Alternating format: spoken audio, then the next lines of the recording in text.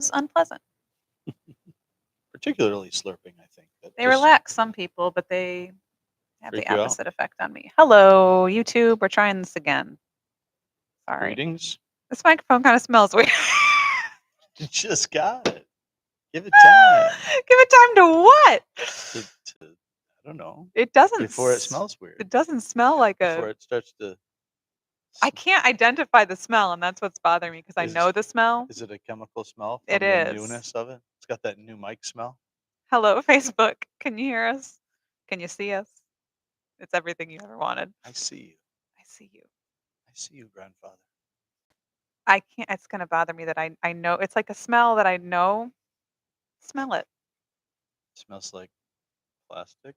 Like It's a very microphone, distinct like smell. the Like foam it's cover like for it's it. unlocking. It still says our frame rate's too low.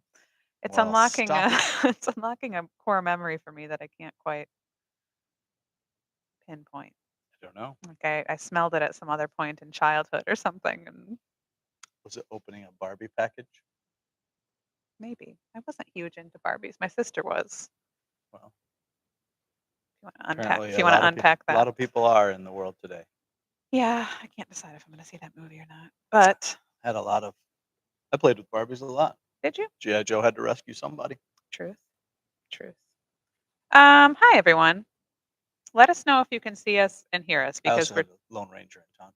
Well, there you go. Which was super dope. What did I have? I had Polly Pocket. Oh yeah, we I had a was lot of Polly big into Pockets Polly around. Pocket. Strawberry shortcake we had a lot of too. Yeah. Heidi had those. Heidi had the strawberry shortcake, and then they brought it back around your town, somewhere in that neighborhood. And it really And smelled. Holly Hobby. She had It a lot really of Holly smelled like Hobbies. strawberry, didn't it? That was like Yes. That was the draw. Yes, they smelled awesome. All of them. Today's podcast is all about smelling things. Smelling toys. Smelling toys and inanimate Where objects. does he get such wonderful toys? Now I gotcha. Thank you, Kathy. You can hear us. You can see us. We're good. We're trying. We have new microphones, thanks to Rich. Not thanks to Rich. And thanks to what's his face? Thanks to our sponsors. Rambler. No, I'm not.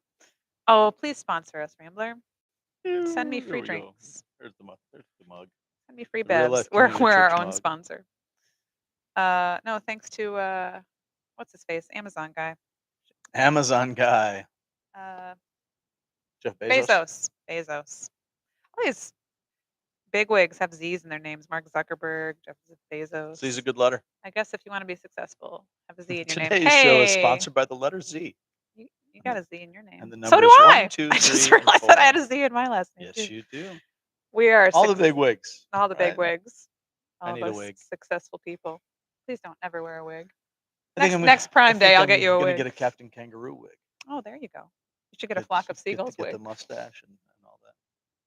Anyway, I could probably be more like Mr. Green Jeans. You probably don't remember. Captain Kangaroo. I do remember Captain Kangaroo. Yes. I'm not that young. Well, Captain Kangaroo was probably dead when you were born. Was he? Is he dead now? but reruns and stuff. Is he dead now? No, but the show was. I don't know if he's dead or not. I don't know this guy. We're not friends. You act like you're friends. Did you know that Bozo was out of Chicago? Yes. Did you not? There are actually several Bozos, but yeah, the big one that we saw was always Chicago. Did you seriously? He died in 2004. She does a voice. See, right about the time you were born. Yeah. Oh, he was only 76. Right.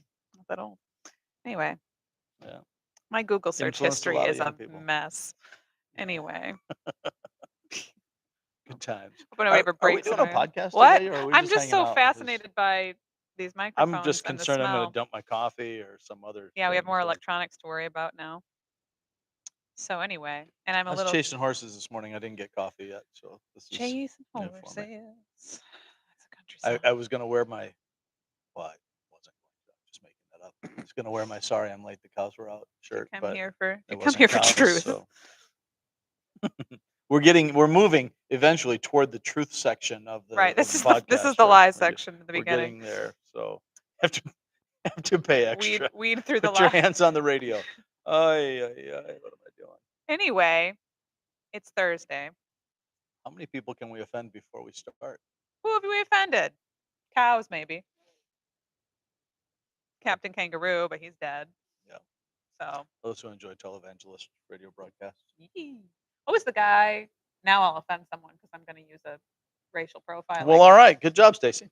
Who was the guy? I think he was an Indian guy that he used to be on TV, and he would like touch people and push them over. Native or Asian? Indian. Like Native American Indian? No, like Asian Indian. Yes. Okay. Like from India.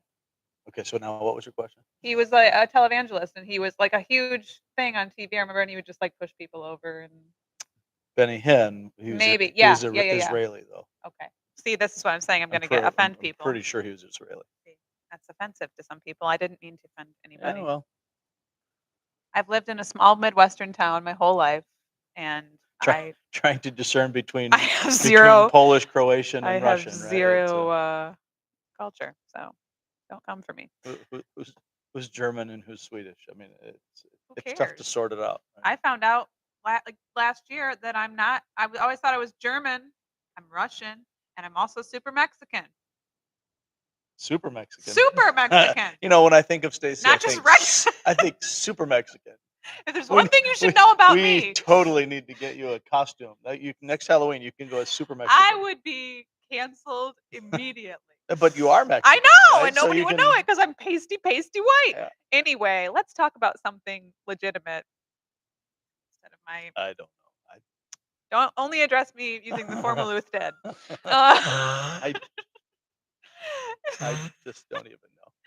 Let's talk about something, because it was a very serious and real subject this past week. Have mercy. I feel like I'm being a little lighthearted because this was a very because you're loopy today. Yes, that it's all the Nespresso. Stacy has been having a lot of caffeine. I got an espresso, and I'm addicted to ordering the little capsules that come with it. And I just keep ordering the ones, like you can get ones with like 20% more caffeine. Well, that seems necessary. So on the 75th cup of the day. So anyway, fabulous. We're here. But we were talking about something it was really heavy, and so maybe that's why I'm trying to put it off a little bit, because it was heavy, and this upcoming week is going to be heavy. And I don't think this coming week will be as heavy so much the heaviness as the confusion. I think we get to Numbers 30. Hasn't that been all of Numbers? Well, I think when we get to Numbers 32, it's a confusing text. Sure. As far as as I'm trying to get ready for it, I try to stay away from commentaries and stuff until after having sorted it out and done the legwork. I think you should do your own homework. It's just kind of a thing. I didn't always think that when I was in school. Just kidding, Mom. Your mom's watching. She knows. She knows what was going on. I got in trouble for all these things. There was nothing I ever did that I didn't get caught. And heard over and over again.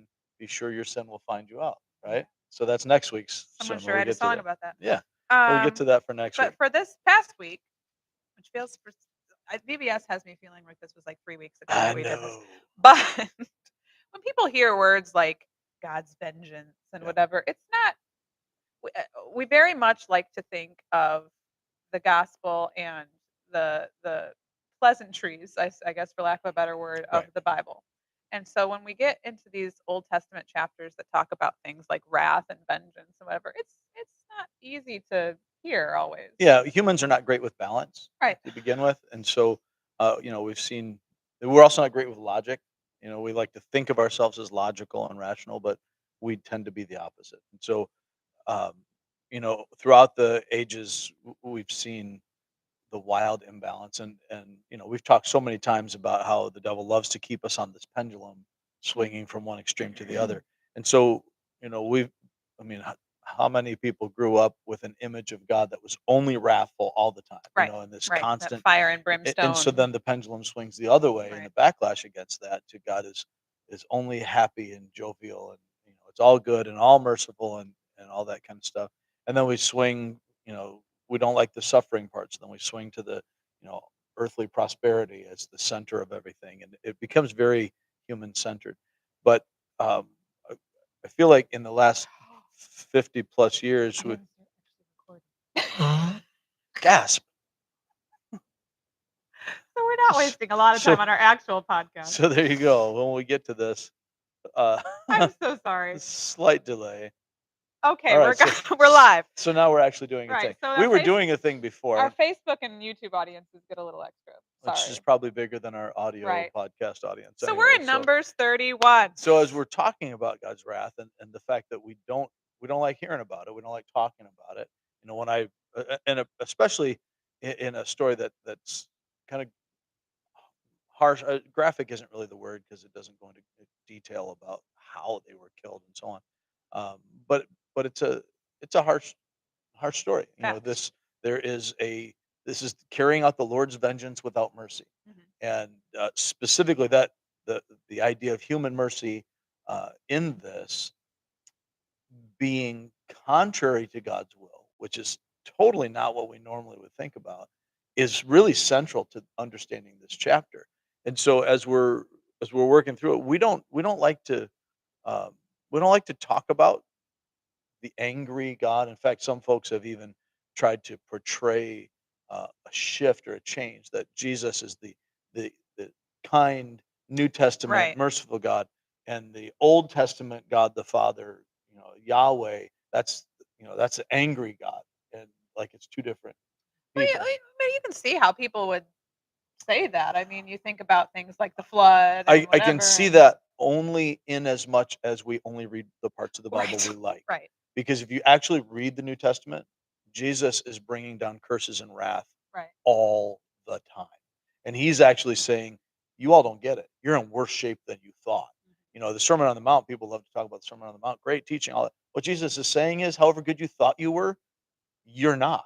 Because you're actually a murderer. You're actually an adulterer. You think you're not because you haven't acted on it, but in your heart, Mm. where God sees, you have still done everything to deserve hell this moment. Right. And so the idea that you're going to somehow live according to the Sermon on the Mount and be a good person and take the example of Christ, that Jesus doesn't give us that option. Right. So if you've failed at any point of the law at all, you've failed at all of it. And that's the New Testament version. That's not the Old Testament. That's the New Testament.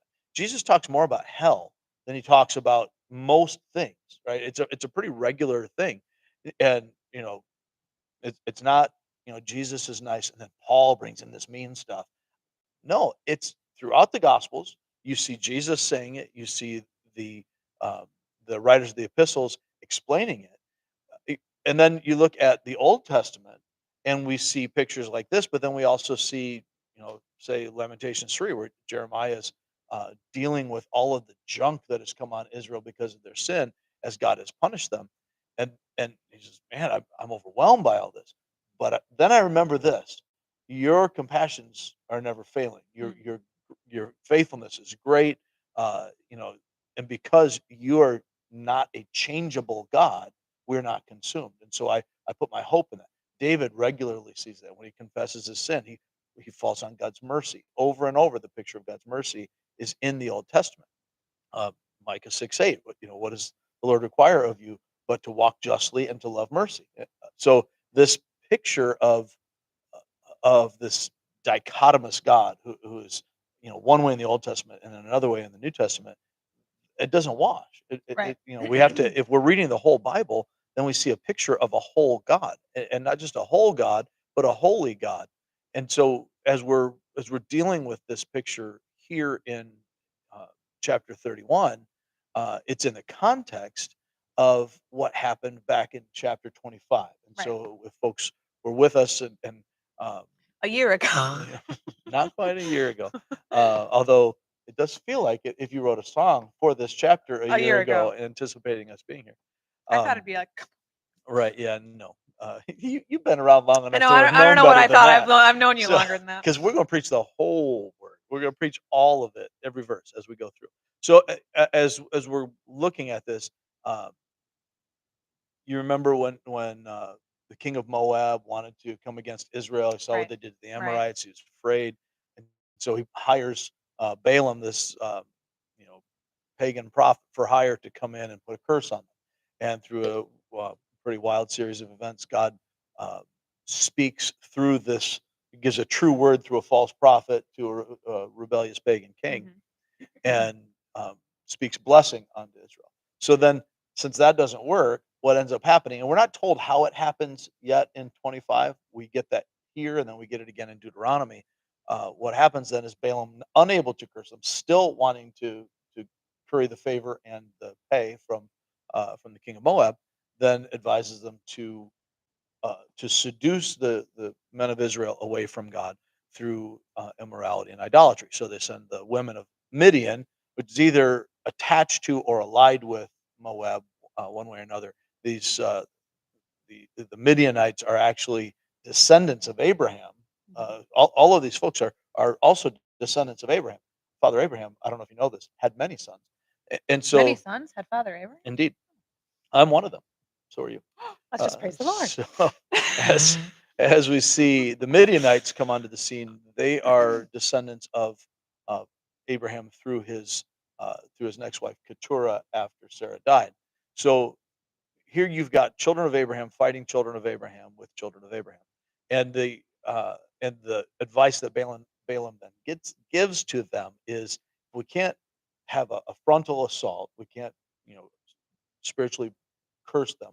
Let's divide them from their God by tempting them away through sin. Uh, I'm sure he didn't use those words, but that was the idea. So they send the Midianite women in. The Israelite men sleep with them, engage in the immorality as well as the idolatry, which inevitably go hand in hand.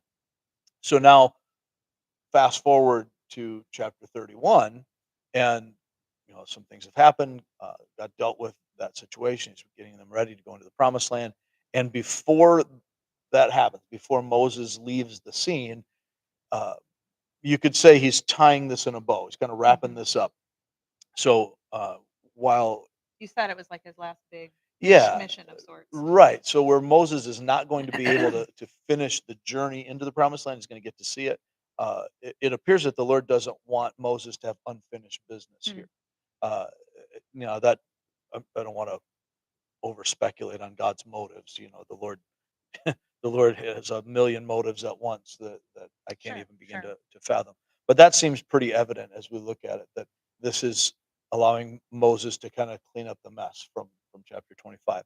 So uh, the issue is not Moses taking revenge. It's not the people of Israel taking revenge. It's the Lord taking revenge against these people, and he specifically tells them to carry out his vengeance, and he sends the army in. So they are doing the hands-on work, but this is the Lord's punishment on the Midianites. So as as this takes place, then um, they kill all the men and they keep all the plunder and they take the women and children, but they spare them and then they take them in.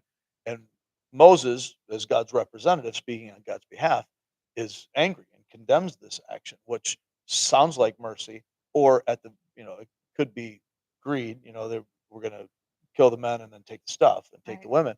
Um, but God doesn't condemn that part. He doesn't. There's nothing in the text that indicates that God's angry with them for wanting to uh, take these captives or have the plunder. In fact, God gives it to them after this is finished. But God does take issue with the fact that they spared the women who were the means of this sin. So Mm. you're sparing these women, but these are the ones that you did the thing with. They're the And ones we that think that engaged in this. on paper, it sounds like a good thing. The noble, Right. quote unquote, Good gentlemanly guys thing to don't do. kill Right, women and right. children. You Right. think about the Titanic putting women and children on the Right. lifeboats Yeah. first, whatever. So that on the surface, that seems like a good thing. There's plenty of room for Jack to get on. Don't even get me So. started. It will be in a whole, you know, doggone it, Rose. Um, anyway, but yeah, you think to yourself, why? Why would God encourage or Moses encourage, or be mad about Right. sparing women? Yeah, because the issue was not the the humanity Right. that you're dealing with, but God's holiness. And that's always been the issue since Genesis 3 all the way through. Every single person alive is in rebellion against God. Mhm. That it's our nature. It's what we inherit from Adam. We want to call our own shots. Even the fact that this is uncomfortable for us stems from the fact that don't want we don't want to have God do things we don't understand. We don't Sure. want to do things or be required to do things that don't make sense to us on our level, um, because we think somehow God answers to us, that Right. somehow God is responsible to meet our standards of holiness and justice, as opposed to us meeting God's standards. Right. So we judge the Bible, not realizing that the Bible is given to judge us. The law judges us. We don't judge the law. So God is the definition of good. He is the creator. He is perfectly righteous and wise and holy. And we kind of looked at those foundational principles last week as we were dealing with authority and responsibility.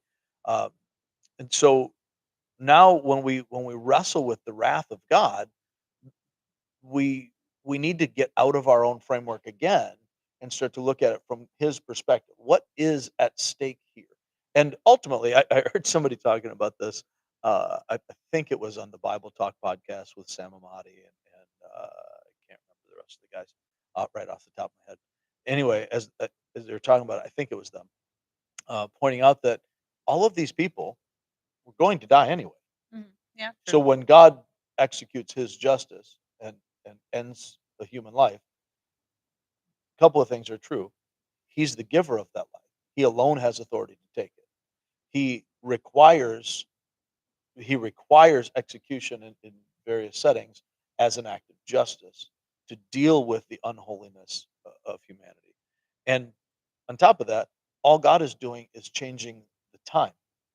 When we say someone dies prematurely or before their time or whatever else, it's never that, because the one who determines that has already determined it.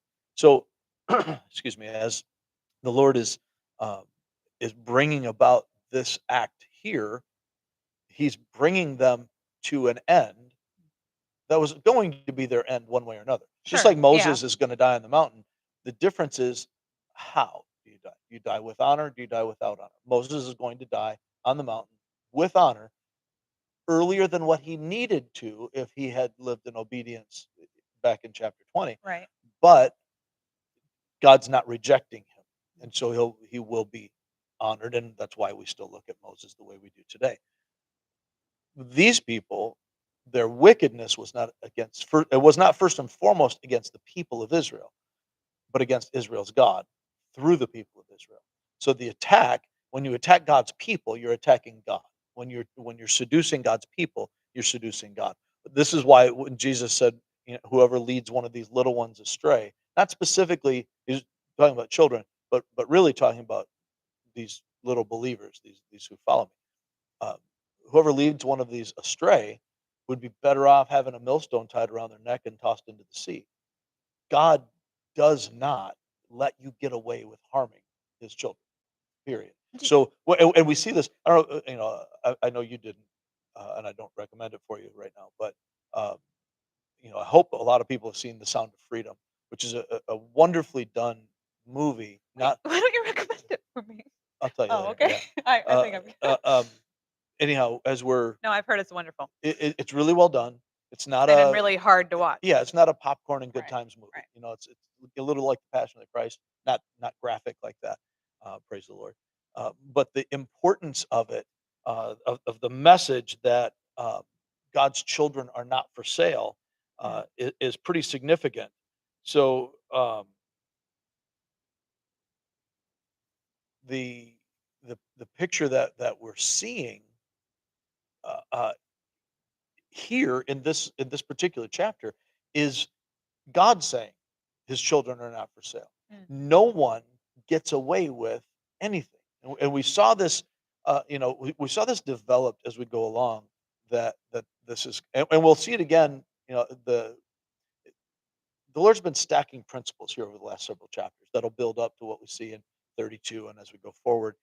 So this kind of comes to the end of what's going on before they go into the promised land. There will be a few more things in these later chapters as we wrap up. But God's building these principles, and His wrath is one of those principles that everything else has to hinge on, and His holiness requires this sort of justice without mercy. His compassion and his love and his mercy then supersedes and trumps that, but it can't remove it. God can't be uh, unjust and unholy by allowing sin to go unpunished. You were going to say something. So, do you think then that, or are we to believe then that there had to be some kind of plan in place here for this? I don't know if you call it like a mass seduction to happen, or to that's what they Yes. wanted to happen. Yes, Do you absolutely. do you think that And Balaam was part of that. He was the right? one that suggested And that he was strategy. kind of the mouthpiece of it, right? Yeah. So do you think that all these, like, I guess I'm just curious to know, like, what that looked like, not what it looked like, but, like, what the plan looked like. That's if they were making the movie today. They would Right, try to right. show you everything. But, like, what the There's no do subtlety. I guess I'm wondering, like, what was going through those women? What was going through their minds? Like, are we to believe that they were all just evil and wanting to get in to, destroy the God's people? And was that their mindset, or were they being forced to do this? Were they being just told what to do, and then they were killed? Can you see it from that perspective? I would say it's probably a combination, but Okay. because we're talking about the seed of the serpent here, Sure. these are the nations who are in rebellion against God. Mhm. So at their core, regardless of what they were initially thinking, at their core, they're in opposition to God's rule and Okay. God's purpose, and so they're they're they had already given up their sexuality to Satan before this. Gotcha. So it was part of their That Baal was my worship. that was my question. Not that they would have thought of Satan, Right. but it was part of their Baal worship. It was part of the nature of Canaanite worship to begin with. We see that throughout, not only through tribal cultures, although we do pretty, pretty universal in one way or another. We see it in Greek and Roman culture, but we see it even in the close connection. It seems like between um, religious sin and sexual sin. There Okay. seems to be a pattern straight through that immorality and idolatry are inextricably tied. There's sort of an innate, inherent connection between them, and ultimately, this is a whole other podcast, but Hmm. ultimately, We've already done a whole sex lot. is given and intended to be a form of worship. Right. So it's an act of worship that takes place in the home between a husband and wife. Anything outside of that is blasphemous and distorts the picture of God, and Mhm. therefore it is idolatrous worship. And so we see that here too. The question of were they consciously, oh, we hate Israel, we want to take them down. I think it would be difficult to extend a single motive across a vast group of individuals. You know what I mean? Right. So every individual is going to think it differently. Were they forced to? Uh, I'm just thinking may of women in that time period. maybe women in most every time period, Yeah. and we see that even today as a blend. Women are forced to do a lot of things. Sure. Women are oppressed in many ways.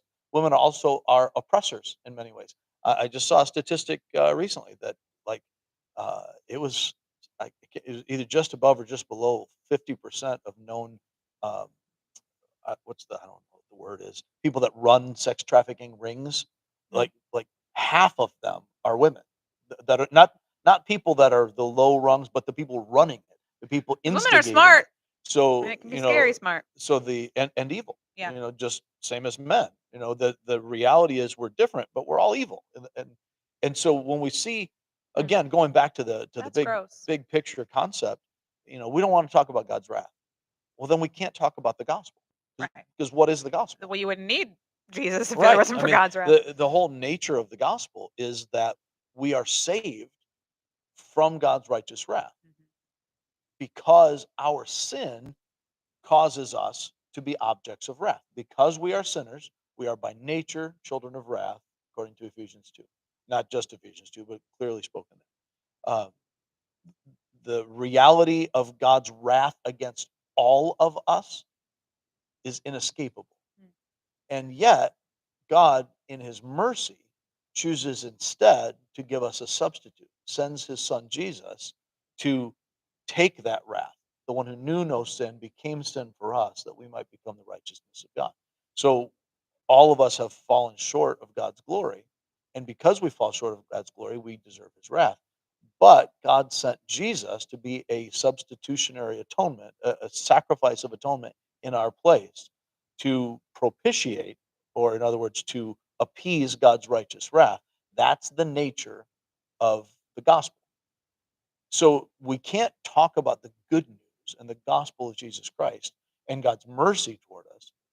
We can't, if there isn't just wrath coming against us, then there's nothing for him to be merciful from. If we deserve better, then it's not mercy anymore, right? Then we're just getting what we deserve. So if we don't deserve God's wrath, then anytime God punishes us, he's wrong and we're not. Does that sound right?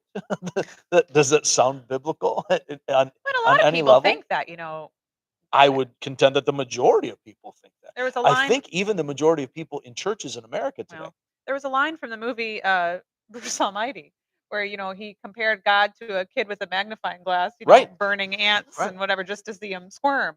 And I think a lot of people have that image of, There's a, of a, him. a kind of a viral video that's been going Not a around great movie, by of the way. but some very preachable points in there. Don't recommend it, but there's some good points, Has uh, Morgan Freeman. and many bad points. Mhm. An atheist playing God, but anyway, that's another story. Um,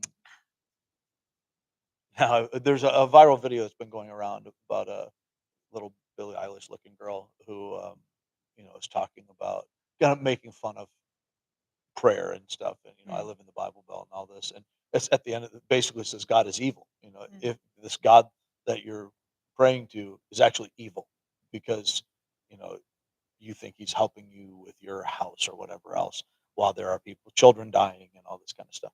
Um, and that's the attitude of the seed of the serpent. Mm, That's what happens when we decide we get to judge God rather than right. understanding that God is God and I'm not. So when we come to that place, then trying to reconcile the ideas of God's wrath and God's mercy, God's holiness and justice, with his compassion toward us, we again fall into the trap of thinking we deserve something. We Right. deserve anything. I mean, we exist at his discretion because he in his generosity chose to create us. We He didn't deserve need hell, is what we that's that's it. So we only exist by God's pleasure and Right. for God's pleasure. We rebelled against that, thinking that we could be in charge. It's like the machines rising up. We decided we don't want to be, under God's control. Therefore, we're going to eat this fruit, and then we can take His place, essentially. Um, and we've been eating the fruit ever since. We've been, trying to be God, and that's what I guess what we don't get a lot of the time is every single time I begin to think that's not fair. Mm. You know, that's what I'm saying So, is like, every day. God, you're not as smart as I am. You're not as Right. good as I am. You're not as holy as I am. And every I know what's time, best for me. right? You know. Every time we struggle and fall into that, it's those roots. Even things like anxiety and worry and all of these different things that we deal with, uh, they're natural to us because we're in the flesh and we're living in a fallen world. But they are the effects of living in a fallen world. They Mhm. only exist because of sin. Apart from sin, there is no anxiety. There Right. is no fear. There is no, you know, uh, questioning whether things are fair or not. God said it, it is. Period. Just this exactly the same as when God said, "Let there be light. Let there be, a separation between the earth and the heaven." When God created, He did so because He can. He is able and has the right to do that.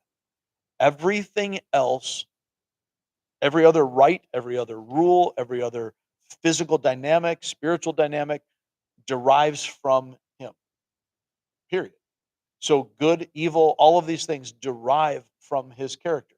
Evil is that which is contrary to God's character, that which is contrary to God's will.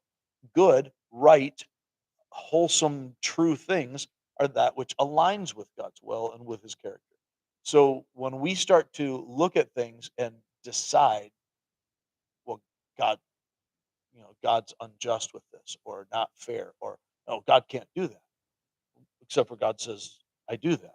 You know, Yes, I can. So, every time we start to do that, we're putting ourselves in his place. Or I think even what's more dangerous today is kind of suggesting that God's word doesn't mean today what it meant back then, or Right. Yeah. times have changed. We get a So lot of that. right. That's actually been happening since at least the late 19th century.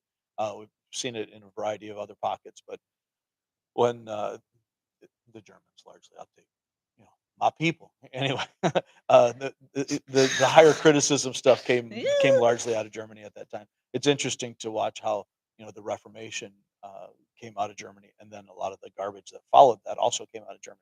Um, so as we look at this mentality that says, "Yeah, I don't really know if I really want to take God's word seriously," well, then you get what you get. I mean, that's And you don't throw a fit. it's and you'll face His wrath. That was kind of the core reality that we were looking at with the whole passage is that the wicked cannot escape God's wrath, but the Lord cares for His own. And we've talked a lot about this idea of um, us judging by our own version of morality, which it's not hard to observe around us, even in your young lifetime. You've seen how much has morality changed since you were in high school, right? I mean, it's a different Tons. world It's a in so many different ways. world. Um, Call Whitley. it's Um, there's a lot of crazy stuff that's gone on, but one way or another, we can't escape the reality that those who reject God's rule receive God's wrath. And in the process, he uses his justice to bless those who belong to him. So I can either reject his rule and receive his wrath, or I can run to him for refuge, and then I find mercy in him. So that's the choice. I either am opposed to God or I'm on his side. And when I'm on his side, he always takes care of his own.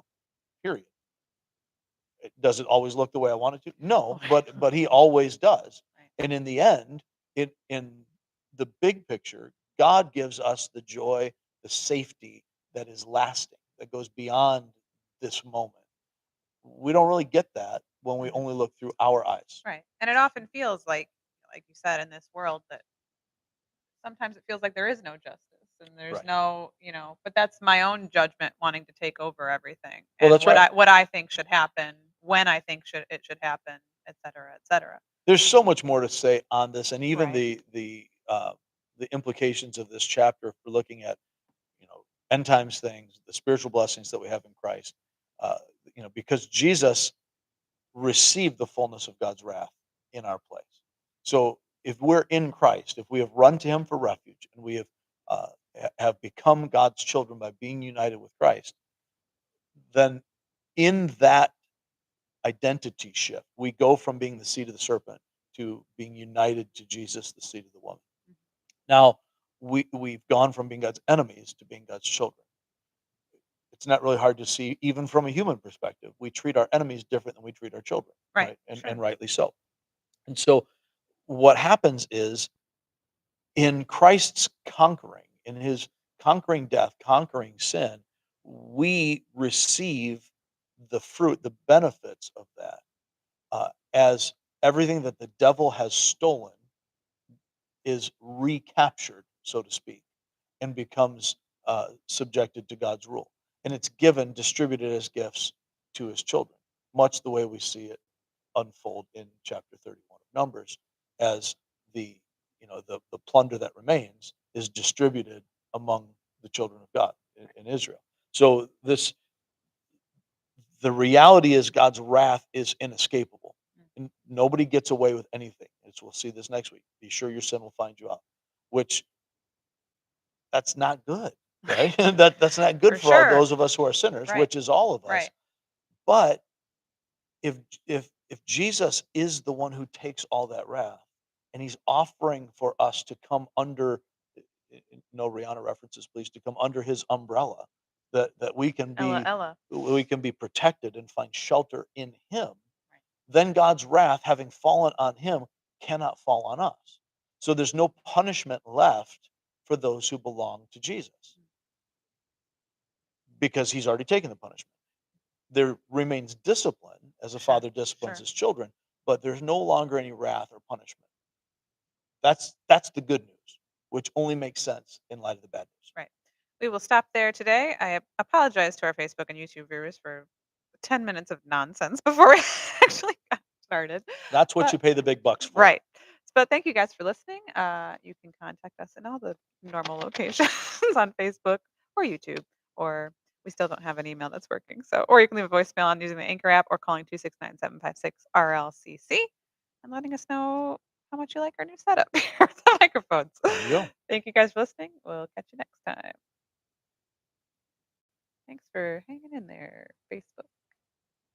Hope the frame rate didn't ruin everything. It's Thanks, been you a stellar time.